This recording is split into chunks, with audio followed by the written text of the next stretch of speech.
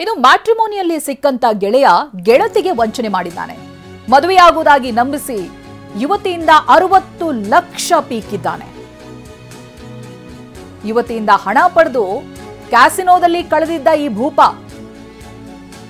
But ಗೆಳತಿಯಿಂದ ಹಣ ಕೇಳಬೇಕಾದ್ರೆ ಈತ ತಾಯಿಗೆ ಹುಷಾರಿಲ್ಲ, ಅನಾರೋಗ್ಯ ಇದೆ ಅಂತ ಸುಳ್ಳು ಹೇಳಿ 60 ಲಕ್ಷ ಹಣ ಪಡೆದಿದ್ದ ಶಿವಲಿಂಗೇಶ್ ಅಂತ ಬೆಂಗಳೂರಿನ ಮೈಕೋ ಲೇಔಟ್ ಠಾಣೆಗೆ ಇದೀಗ ಸಂತ್ರಸ್ತೆ ದೂರನ್ನ ಕೂಡ ದಾಖಲಿಸಿದ್ದಾರೆ. ಮೊದಲೇ ಮ್ಯಾಟ್ರಿಮೋನಿ ಆಪ್ಗಳನ್ನ ಯಾರು ನಂಬೋದಿಲ್ಲ. ಕೆಲವೊಂದಷ್ಟು ಟ್ರಸ್ಟೆಡ್ ಮ್ಯಾಟ್ರಿಮೋನಿ ಆಪ್ಗಳು ಅಂತ ಬರುತ್ತೆ.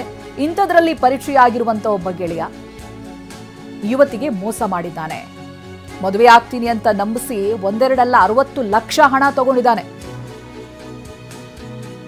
ಅದನ್ನ ಈತ ಕ್ಯಾಸಿನೋದಲ್ಲಿ ಕಳೆದಿದ್ದಾನೆ. ತಾಯಿಗೆ ಹುಷಾರಿಲ್ಲ ಅಂತ ಸುಳ್ಳು ಹೇಳಿ ಒಬ್ಬ ಯುವತಿಗೆ ತಾನು ಮದುವೆ ಆಗ್ತೀನಿ ಅಂತ ನಂಬಿಸಿ ಆಕೆಯಿಂದ 60 ಲಕ್ಷ ಪಡೆದುಕೊಂಡಿರುವಂತ ಮೋಸಗಾರ ಶಿವಲಿಂಗೇಶ್. ಆತನ ಫೋಟೋ ಅದು ಗಮನಿಸ್ತಾ ಇದ್ದೀರಾ. ಇದೀಗ ಮೈಕೋ ಲೇಔಟ್ ಠಾಣೆಗೆ ಸಂತ್ರಸ್ತೆ ದೂರನ್ನ ದಾಖಲಿಸಿದ್ದಾರೆ.